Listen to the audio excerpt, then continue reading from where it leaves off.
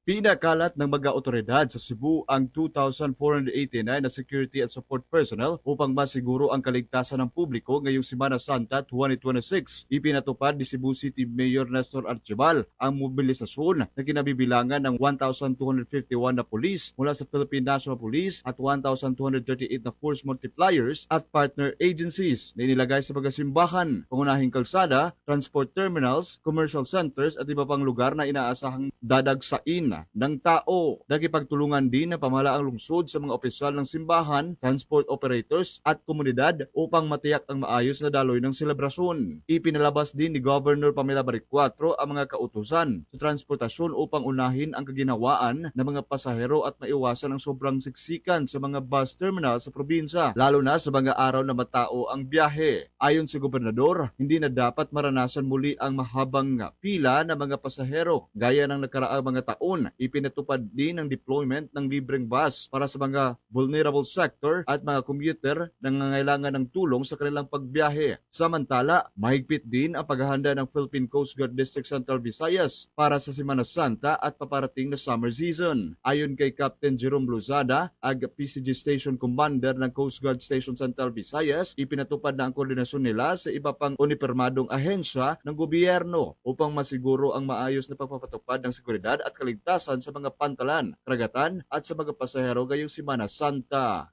We've been busy, not only the Coast Guard but also we are in coordination and cooperation with other uniformed and government agencies in preparations of a lot of activities this summer, upcoming activities. Una, yung Semana Santa. Mula rito sa lungsod at lalawigan ng Cebu, Bombo Nathaniel Sandoval.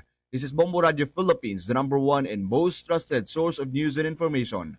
Basta Radio. Bombo!